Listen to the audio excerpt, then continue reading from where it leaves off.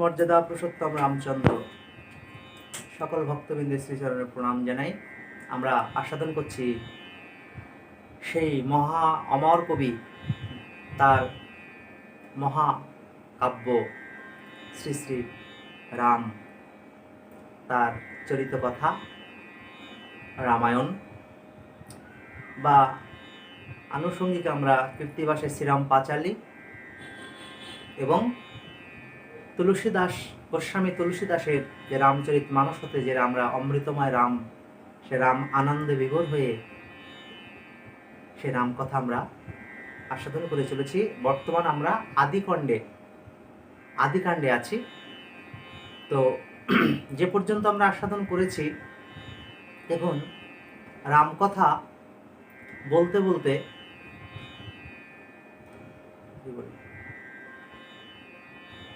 জয় রাধে, আদিকাণ্ড, সেখানে রামকথা বলে চলেছেন গরুর, রামকথা বলে চলেছেন ভূষণ্ডীর কাক। বারবার যে প্রসঙ্গটা বলতে গিয়ে থমকে যাচ্ছি, ভূষণ্ডীর কাকের কথা, যিনি কল্পজীবী পর্যন্ত রয়েছেন। তো নীলাচলে গেলেও এনাকে আমরা দেখতে পাই। জগন্নাথ দর্শন ইনি গেছিলেন কাঞ্চি গণেশের বিমলা মন্দিরের পাশে। কাঞ্চি গণেশের যেতে যে ভূষণ্ডীর কাক, সেই কুয়াটি আজও জগন্নাথের সেবকগণ আগলে রেখেছেন মন্দিরের অভ্যন্তরে। মন্দিরের যে পাঁচিল, সেই অভ্যন্তরেই আপনি যখন দক্ষিণ দরজা দিয়ে উঠবেন, পাশেই এই ভূষণ্ডীর কাক। তো ইনি তীর্থ থেকে তীর্থান্তরে ইনি এই রাম কথা আস্বাদন করে চলেছেন। বলি সেই কথা যে একটা পক্ষী জন্মটা, সে তো পক্ষী ছিল না, তার পক্ষী জন্মটা হলো লোমশ মুনির অভিশাপে। তো পূর্ব ঘটনাটি যিনি রামকথা আজও বলে চলেছেন, যেমন আমরা জানি হনুমান অমর, পৃথিবীতে যতদিন রামকথা থাকবে ততদিন হনুমান তিনি থাকবেন। সে ভক্তের নয়নপদ্মে বা অদৃশ্যভাবে তিনি আছেন আমাদের, এটা রামচন্দ্রের আশীর্বাদ ছিল। আর রামায়ণ কতদিন পৃথিবীর বুকে থাকবে সেটা ব্রহ্মা আশীর্বাদ করেছিলেন। যাবৎ স্থস্যন্তি গিরায় সরিতস্য মহিতলে তাবৎ রামায়ণ কথা লোকেশু প্রচারেষ্যন্তি। শুধু পাহাড় নদী যতদিন এই পৃথিবীর বুকে থাকবে, আমার কথায় বলি না, চন্দ্র সূর্য যতদিন থাকবে, তাই বলছে যাবৎ স্থস্যন্তি গিরয়, ব্রহ্মা বললেন ততদিন পর্যন্ত গিরি নদী যতদিন থাকবে ততদিন রাম, এই রামায়ণ বাল্মীকির অমর মহাকাব্য জগতে থাকবে। তার প্রতিপাদ্য বিষয় এই যে ভূষণ্ডীর মহাশয়। একবার দেখুন দক্ষযজ্ঞ আমরা জানি ভাগবতমে আছে, যে সতীর দেহত্যাগ আগুনে, যে 51 পীঠ আছে আমাদের শ্রীলঙ্কা, জাপান, চীন, থাইল্যান্ড, পাকিস্তান, আফগানিস্তান, সেই জ্বালামুখী, সেই আপনারা আফগানিস্তানে আছে না, সেখানে আমাদের একটা সিনেমাও বেরিয়ে গেছে যে 51 পীঠের। সেখানে আমাদের বড় বড় পরিচালকগণ সেই সমস্ত এই 51 পীঠের অংশ নিয়ে বিবিধ জনমানসে প্রচার হয়েছেন আমাদের এই 51 ফিটের অংশগুলো। তো সেটা কথা নয়, সতীর জনিটা কামাখ্যায় পড়ল আমাদের কালীঘাটের দক্ষিণ পায়ের নখ পায়ে, কিন্তু শিব কিন্তু উদ্ভ্রান্ত হয়ে গেলেন। কারণ বিপত্নিকের কষ্টটা, আপনি মনে করুন বিপত্নিক যারা তার স্ত্রীকে হারায়, যে স্ত্রী স্বামীকে হারায় তাকে বলে বিধবা, তাই না? সে কেঁদে কেটে অস্থির হয়ে চোখের জলে বুক ভাসিয়ে জড়িয়ে গড়াগড়ি দিয়ে, স্বামী হারাতো, যার নাই পতি তার জগতে কি আছে গতি, হালকা হয়ে যায়, ঠান্ডা হয়ে যায়, ওকে যত কাঁদতে পারবে। কিন্তু যে পুরুষ স্ত্রীকে হারায় সে কি কাঁদতে পারে? পুরুষ কঠিন, গড়তে পারে, হ্যাঁ, ভাঙতে পারে, নারী কোমল, গড়তে পারে, এগুলো তো কবির ভাষা। পুরুষ কঠিন তো কেমন কঠিন দেখুন, তিলে তিলে নিঃশেষিত হয়ে যাচ্ছে ভেতরে। একটা পুরুষ যে বিপত্নিক হয়, তুষের আগুন তো দেখা যায় না, একটু ঘাটলে আগুন লক লক করে, তার যে অব্যক্ত যন্ত্রণা, তুষের আগুনের মতো ধিক ধিক করে। যিনি বিপত্নিক স্বামী, স্ত্রীকে যিনি হারিয়েছেন, এটা জাগতিক একটা দৃষ্টান্ত। শিবজি কি করলেন? শঙ্কর, ভোলানাথ, মহেশ্বর, ত্রিপুরারি, মহাদেব, মহাদেবীর যে অপমানে প্রাণ বিসর্জন করেছেন, তার মৃত্যুটাও অপমানের জন্য মৃত্যু হয়েছিল, দেহ ত্যাগ হয়েছিল, সতীর দেহ ত্যাগ। আমরা মৃত্যু সাধারণ এই ভাষাটা আমাদের জন্য প্রযোজ্য হয়, কিন্তু যিনি গত হয়েছেন বা বিগত হয়েছেন, দেহ ত্যাগ করেছেন, অপ্রকটে গেছেন, এগুলো শাস্ত্রীয় ভাষা। তো সতীর দেহ ত্যাগ, উদ্ভ্রান্তের মতো শিবজি অধীর হয়ে নির্মমভাবে তিনি দিনগুলো কাটছেন, বৈরাগ্যবান নিয়েছেন, আর বা কিছু ভালো লাগে না, আনমনা হয়ে। তো তিতি বিরক্ত, কিছু ভালো লাগে না তার, উদাস হয়ে ঘুরতে ঘুরতে বন পাহাড়ে উত্তরে সুমেরু পর্বতে চলে গেছে। তাকে দেখছে দূর একটা নীল পর্বত, উদ্ভ্রান্তের মধ্যে ঘুরছেন শিবজি। সেই পর্বতে একটা সরোবরের অসংখ্য বৃক্ষ বনবিপিনে পরিবেষ্টিত, খুব নৈসর্গিক পরিবেশ, স্বর্গের যে শোভাটা, যেন সেই ভূধর হিমালয়ের বুকে কত ফুলের বাগান, ফলের বাগান, কত পাক পাখালির কলতান। তো ওই হংসের মরাল মরালি তারা বিচরণ করছেন, আর কিছু সারি হয়ে বিভিন্ন পাখি মণ্ডলী আকারে এক বৃক্ষের নিচে একটা পক্ষী রাম কথা শোনাচ্ছে তাদের। শিবজি অভিভূত হয়ে গেলেন, বাহ, পঞ্চমুখে রাম নাম গাহে ত্রিপুরারি। শিবজি ও মরাল রূপ ধারণ করে ওই সরোবরে পথ পেতে চলছে, বিচরণ করছে, কিন্তু রাম কথা আস্বাদন করছে, মনন করছে হৃদয়ে। আর হৃদয় তন্ত্রীতে ভেসে উঠছে সেই রাম নামের ধ্বনি। ওখানে হংসরূপ ধারণ করে বহুদিন যাবৎ, বহুকাল যাবৎ ওই রাম কথা, ওই পক্ষীটাকে, যে ওই কাকটা যে হরি রাম কথা শোনাচ্ছেন, বলে ও ওই মহাশয়, ভূষণ্ডী মহাশয়, কল্পান্তেও যার নাশ হয় না, এই হলো ভূষণ্ডীর কাক। হৃদয় ভরে গেল, মন প্রাণ মধুরাতি মধুর। তো ওই কাকটি, বায়স সংস্কৃতে কাককে কি বলে? বায়স। কি করলেন? বলে গাছের নিচে রাম জপ করে, রাম ধ্যান করে, রাম পূজা করে, রাম কথা আস্বাদন করে। বহু পক্ষী তার এই রাম কথা আস্বাদনের জন্য ছুটে আসে, কখনো মানুষ পূজা, কখনো হরি কথা বলে, অনেক পাখিরা বসে সেগুলো আস্বাদন করে।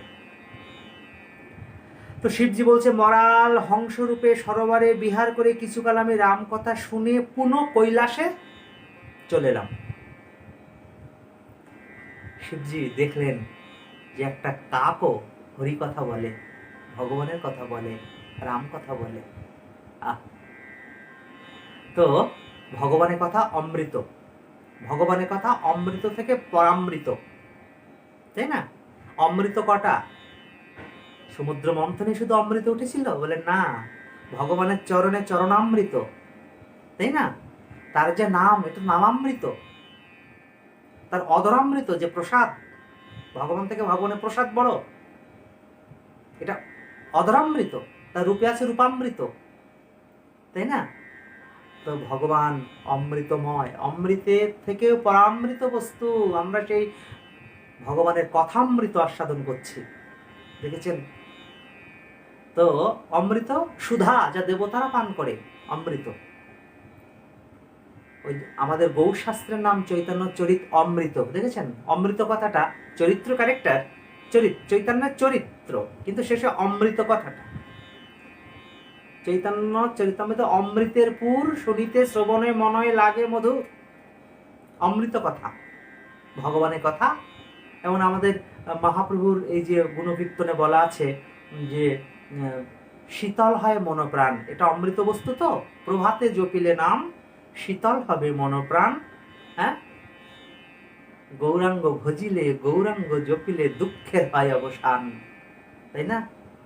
তাহলে দুঃখের অবসান হরি কথা, কথা কৃষ্ণ কথা, আর সব ব্যথা। কথা হরি কথা, সংসারে আর সব ব্যথা।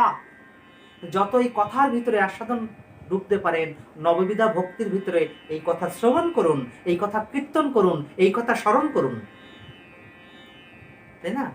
তো এই জন্য শিবজি যেন অমৃত পান করলেন, রামানন্দ সাগরে বিভোর হলেন। গরুড় এলেন ওই সময়, যিনি বিষ্ণুর বাহন, তাই না? বিনতানন্দন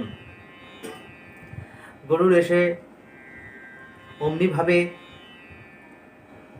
গরুড় এসে রাম কথা শ্রবণের জন্য শিবজির কাছে এলেন, যে আপনার গুরু যে রাম নাম জপেন আপনি 5 মুখে, 5 মুখে রাম নাম গায়ে ত্রিপুরারি। শিবজি ত্রিপুরাসুরকে বধ করেছিলেন, তাই নাম ত্রিপুরারি। তিনি আদিম সভ্যতা, দেখেছেন?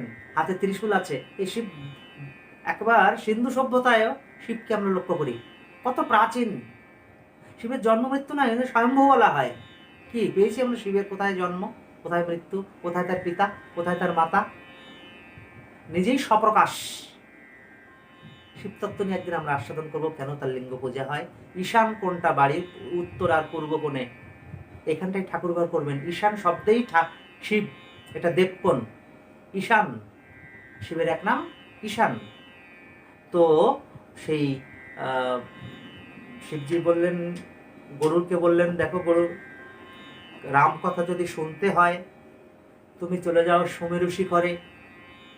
সে মেরু পর্বতের উত্তরে তাকিয়ে দেখবে আরেকটা নীল পর্বত আছে, অপ্রাকৃত নৈসর্গিক সেই পরিবেশ।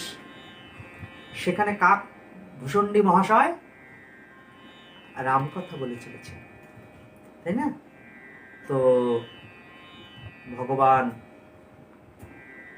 এই গরুর তখন সেখানে চলে গেলেন, দেখছে রাম কথা বলে চলেছেন, জগৎ প্রপঞ্চে মিথ্যা মায়া জরা মৃত্যুর খেলা বর্ণনা করছেন ভূষণ্ডীর কাক। রাম কৃপা বিনে এটা দূর হবে না। এই যে দুঃখ মানুষের, বা রাম নামে পাপ ধুয়ে যায়, তাই না? রাম কথা আস্বাদন করছেন। অনন্ত অখণ্ড রামচন্দ্র সচ্চিত আনন্দ স্বরূপ। ভগবানের এই স্বরূপটা জেনে নিন, সৎ চিত আনন্দ। সচ্চিত কেমন বস্তু? সামনে আপনার রসগোল্লা এবং গরম গরম, সেগুলো রসগোল্লার ভিতরে আবার কোয়ালিটি আছে, তার সুগন্ধটা আপনার নাকে লাগছে আর আপনি চোখে দেখছেন। তাহলে বাইরে একটা রসগোল্লা আর আপনার ভেতরে অন্তঃকরণে রসগোল্লার ছবিটাকে প্রতিভাত হয়ে গেছে। তাহলে বাইরে সৎরূপে, ভিতরে চিত্রূপে। এবার এক বন্ধু এসে বাইরের রসগোল্লাটা আপনার বদনে মুখ অভ্যন্তরে প্রবেশ করে দিল, আপনি দাঁতের চাপ দিলেন, রসটা আহা মধুময় ভরে গেল। তাহলে সৎ আর চিতের মিলনে আপনি আনন্দ লাভ করলেন। ভগবান সচ্চিদানন্দ, অনন্ত অখণ্ড, তিনি সবিশেষ অথচ নির্বিশেষ। গীতায় বলছে আমি সগুণ অথচ নির্গুণ। ভগবানকে পরিমাপ করা যায় না। তিনি, তার উপরে কেউ নাই, তার সমকক্ষ কেউ নাই, আসে সব তার চরণের নিচে। ভগবান এমনই বস্তু, বেদের যিনি বেদ্য, উপনিষদ যাকে, সেই পরমেশ্বর বা পরমাত্মা যাই বলুক, আনন্দ স্বরূপ বলে তিনি এই সচ্চিদানন্দ ঘন রসবিগ্রহ। তৈত্তরীয় উপনিষদে বলছে তিনি রসবৈষ। ভগবানের ভগবত্তা বলে শেষ করা যাবে না, এ শেষ হয় না। তো এরকম বলতে চলেছেন ভগবান। কাকটি বলছে, আমি একবার ভূষণ্ডী গরুর মহাশয় জিজ্ঞাসা করছেন যে আপনার এই শরীর কেন? বলে আমার নিবাসটা অযোধ্যায় ছিল, আমার জন্মটা অযোধ্যায় ছিল। কাক বলছে কিন্তু আমি ছিলাম শূদ্র, কাক হলাম। রামচন্দ্রের বাল্য লীলা আমি দর্শন করেছি নিজের চোখে। হামাগুড়ি দিয়ে রাম চলেছেন, আমাকে ধরতে যায় আর আমি উড়ে যাই। আমাকে না একসময় পিঠা দিয়েছিল, হ্যাঁ।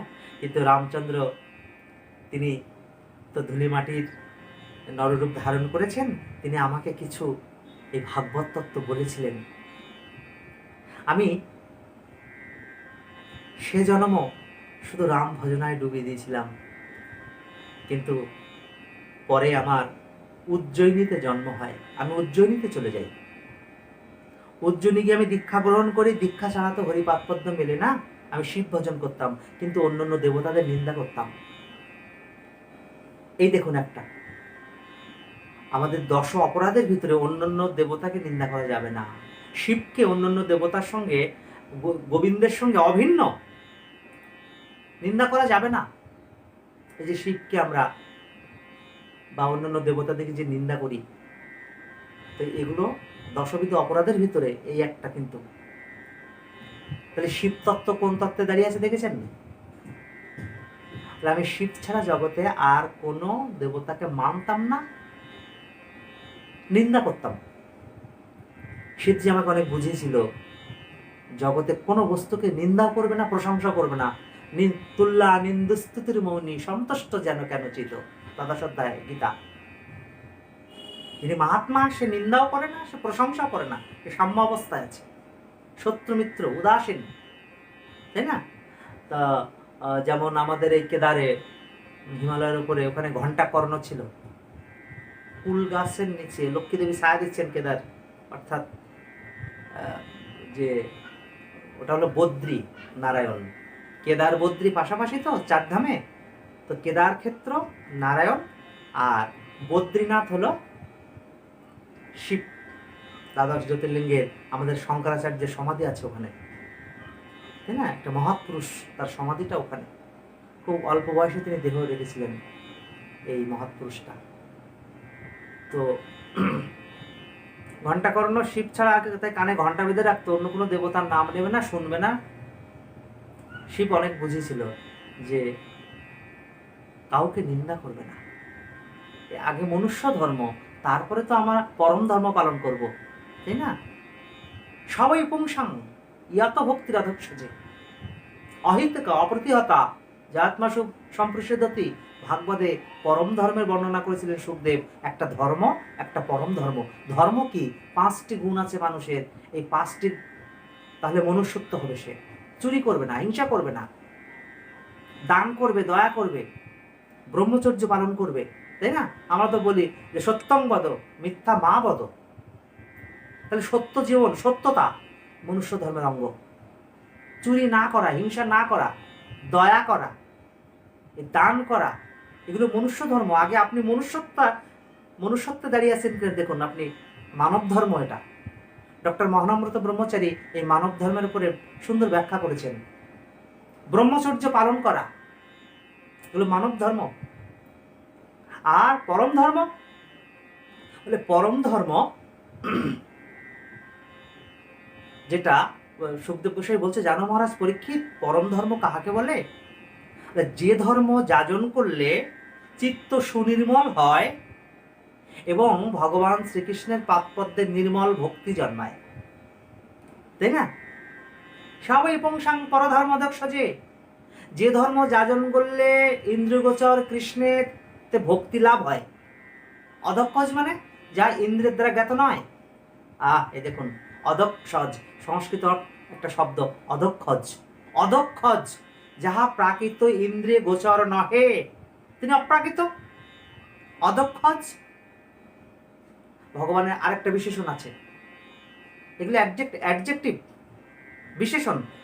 তিনি অবাং মনস্কোচার তত্ত্ব। অবাং মনস্কোচার, যা বাক্য মনের অতীত। 3টে বাক্য মনের অতীত, যিনি বাক্য মনের অতীত, তিনি অবাং মনস্কোচার তত্ত্ব, এই ভগবত তত্ত্ব। তাহলে অধক্ষজ তিনি। যে ধর্ম যাজন করলে চিত্ত সুনির্মল হয় এবং শ্রীকৃষ্ণের প্রেম ভক্তি জন্মে, দেখেছেন? সেটা হলো পরম ধর্ম। তো শিবের ছাড়া অন্য দেবতাদের নিন্দা করতে লাগলেন। তখন তার গুরুদেব অনেক বোঝালেন যে বাবা তুমি এরকম করো না, শিব নিন্দা করো না। হ্যাঁ, এই শিব ছাড়া অন্যান্য দেবতাদের যে তুমি নিন্দা করো এটা করো না। বহুবার তাকে বুঝিয়েছিলেন, অশ্রদ্ধা করত। তো এখানে তার অনেক অনেক কথা আছে। তারা আড়াল সর্বজনী হয়, তার আবার ব্রাহ্মণ কুলেও জন্ম হয়। দেখুন জাতিস্বরটা থেকে গেল কেন যেন ভজনের প্রভাবে। যেমন রাজা জড়ভরত, সে হরিণ চিন্তা করতে করতে দেহত্যাগ করেছিল, হরিণ জন্ম হলো। যাহা ভাবিতে ভাবিতে দেহত্যাগ করে সে পরবর্তীতে সেই ভাব প্রাপ্ত হয়। হে অর্জুন, অন্তকালে চ মামেব স্মরণ মুক্ত কালে বরম, যে অন্তকালে মৃত্যুকালে আমাকে চিন্তা করতে করতে দেহত্যাগ করে স্বজাতি মদভাবং জাতি নাস্ত্রত্ব সংশয়, সে আমাকেই প্রাপ্ত হবে। তাহলে ওই জন্য আমরা মৃত্যুর সময় নাম দিই কেন? যে যে যাহা ভাবিতে ভাবিতে দেহত্যাগ করে, গীতা পাঠ করছে, নাম দিচ্ছে, যদি ভগবান ভক্তরা তো তারা তো স্মরণ করতে করতেই এই জানে নশ্বর খোলস দেহ চলে যাবে, জন্ম মৃত্যুর খেলা, মায়ার খেলা, সংসার, এ দেহ তো ছাড়তেই হবে, তাই না? সেই পরম ধামে ভক্তের মৃত্যুটা কেমন জানেন? এই যে অমৃত ভাষাটা বলছিলাম না, ভক্ত যখন দেহত্যাগ করে অমৃত।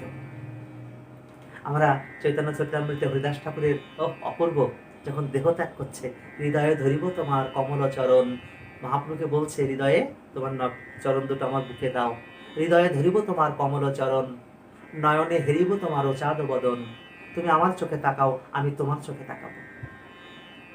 ভ্রমর আর মধু, হরিদাসের নয়ন যেন পদ্মের মধু, আর মহাপ্রভুর নেত্র ভৃঙ্গ, ভৃঙ্গ মানে ভ্রমর, যেন হরিদাসের নয়নে নয়ন দিয়ে প্রেম মধু আস্বাদন করছে। তিনটি, হৃদয়ে ধরিব তোমার কমল চরণ, নয়নে হেরিব তোমার চাঁদ বদন, আর জিহ্বায় উচ্চারিব তোমার কৃষ্ণ চৈতন্য নাম, এই হেতু ইচ্ছা মোর ছাড়িব পরাণ। না, বিশ্ব যেমন ইচ্ছা মৃত্যু না, বিশ্ব তাহলে নামের সহিত প্রাণ কইল নিষ্ক্রমণ। দেখেছেন, নামের সহিত প্রাণটা কইল নিষ্ক্রমণ, যেন ভীষ্মের নির্জান হইল স্মরণ। অপূর্ব রসালো বস্তু এটা। তো ভক্ত যখন দেহ ত্যাগ করে না, তো এটা অমৃত। সে জানে যে এটা নিজের নয়, জাতস্য হি ধ্রুব মৃত্যু, বাসাংশে জীর্ণানি যথা বিহায়, নবানি গৃহ্ণাতি নরহ পরাণী, তথা শরীরানি বিহায় জীর্ণা নানি সংজাতি নবানি দেই। বল, দেখুন ব্রাহ্মণ কুমারও পেয়েছে, কিন্তু এবার উনি কি করলেন? রাম নাম জপ বন্ধ করেন নাই। পরে ওই মেরু শিখরে উনি এক সময় গেছিলেন। মেরু শিখরে সেই যে স্থানটা বসে আছেন বর্তমান এখন, ওখানে গিয়ে দেখছে লোমশ মুনি ধ্যান করছেন, কিন্তু সেটা নির্গুণ, অর্থাৎ নির্বিশেষ তত্ত্ব। আমাদের তো ভগবানকে জ্ঞানী সেই ব্রহ্মের জ্যোতিটা দর্শন করে, যোগী পরমাত্মায় মিশে যায়, আর ভক্ত লীলাবিলাসী ভগবানের চরণকে সেবা করে। তিনটি রাস্তা ভগবানের কাছে যাওয়ার। আপনি নিরাকার সাধন করুন না, তাই না? রবীন্দ্রনাথ পিতা নিরাকার সাধন করতেন, রাজা রামমোহন কেশবচন্দ্র। সীমার মাঝে অসীম তুমি বাজাও আপন সুর। অসীম ভূমা পুরুষ, অসীম মানে যার সীমা নাই, অনন্ত যার অন্ত নাই, সীমার মাঝে অসীম তুমি। তাহলে এটা বিশ্বটা লিমিটেড, আর ভগবান আনলিমিটেড। সীমার মাঝে অসীম তুমি বাজাও আপন সুর, আমার মাঝে তোমার প্রকাশ, তাই তো এত মধুর। জগতের আনন্দ যজ্ঞে তোমার নিমন্ত্রণ, ধন্য হোক মানব জীবন। নিরাকার ভগবানকে যে কোন রসে আস্বাদন করবে সেটা ভক্তই জানে। এই জন্য রায় রামানন্দ মহাপ্রভুকে বলেছিলেন, যার যেই ভাব সেই সর্বোত্তম, তটস্থ হে বিচারিলে হয় তারোত্তম। তুমি বিচার করতে পারো না, তারতম্য এসে যাবে। তো লোমশ মুনির ভুল ধরছে নেই, এই যে ভূষণীর কাক, তখন কাক হয়নি। হ্যাঁ, এত সুন্দর দেহ পেয়েছে ব্রাহ্মণ কুমার, তো লোমশ মুনি বলে, আরে মূর্খ, ভগবান অদ্বয় তত্ত্ব, তাকে নিয়ে পরিসীমা করা যায়? তো এই এক পাশে তর্ক করেই যাচ্ছে, না ভগবান সগুণ, হ্যাঁ ভগবান যে নির্গুণও হয়, তাই না? গীতায় কি বলছে? আমি সগুণ অথচ নির্গুণ। কিন্তু ওই যে ওর ওই স্বভাবটা রয়েছে, শিব ছাড়া অন্য কোনো দেবতাকে বুঝবে না। তারপরে ভগবান জানে সাকার মূর্তি, সে নিরাকারকে মানছেনই না। তো লোমশ যা একটা কাক হয়ে যায়, পাপিষ্ঠ। কিন্তু সাধু তো দয়ার ভূষণ, ক্ষমা চাইলেন, ঠিক আছে, আমি এই মূরতিতেই যেন আমার ইষ্ট রামচন্দ্রকে না ভুলি, আমাকে লোমশ মুনিবর এই আশীর্বাদ করুন। তখন লোমশ মুনিবর বললেন, আমার এই বাক্য তো বিফলে যাবে না, যেমন তীর ধনু থেকে তীরটা বেরিয়ে গেলে ওটা ফিরে আসে না, এমনি মুখের কথা হাতের ঢিল যদি চলে যায় কিন্তু ফিরে আসে না, অভিশাপটা ফলবে, তবে গুরুটা লঘু হবে। বলে কাক রূপেই থাকো, তুমি পূর্বজন্মের কথা মনে রাখতে পারবে ভজন প্রভাবে। ভজন প্রভাবে না জাতিস্বর হয়ে যায়। এই যে জড়ভরতের কথা বলতে গিয়ে, সে তো পূর্বে জন্মে ছিলাম, আমি হরিভজন করতাম, হ্যাঁ, একটা হরিণের মায়া পড়ে আমি হরিণ জন্ম পেলাম, তাই না? তো তখন বলে তুমি জাতিস্বর হতে পূর্বজন্মের কথা তোমার মনে থাকবে এবং তুমি কল্পান্তেও তোমার মৃত্যু হবে না। তো তুমি বিচক্ষণ জ্ঞানী পণ্ডিত, তুমি রামানন্দে প্রেমানন্দে তুমি অবগাহন করো। আর সেই থেকে আমি গরুড়কে বলছেন কে? ভূষণ্ডিকার, যে আমার এই পূর্বজন্মের পরিণতি ছিল এটা। তো তিনি কাশীতে যদি যান, ওখানে অসি ঘাট আছে, সেখানে বসে রামকথা শ্রবণ বর্ণন করে চলেছেন। উত্তরাখণ্ডের গোবিন্দ ঘাটে তিনি আছেন এবং এই যেটা আমরা আস্বাদন করছি, সুমেরুর উত্তরে নীল পর্বতে গরুড় আর এই ভূষণ্ডির কাক আজও রামকথা বলে চলেছে। তাহলে আমরাও সেই রামকথা ধারাবাহিকভাবে আস্বাদন করে চলেছি। আপনারা সবাই এই রাম আনন্দ সাগরে তরঙ্গে হিল্লোলিত হয়ে আপনারাও এই রামানন্দ মধু আস্বাদন করুন। ভক্তবৃন্দের চরণে প্রণাম জানাই। রামানন্দে প্রেমানন্দে হরি হরি বল।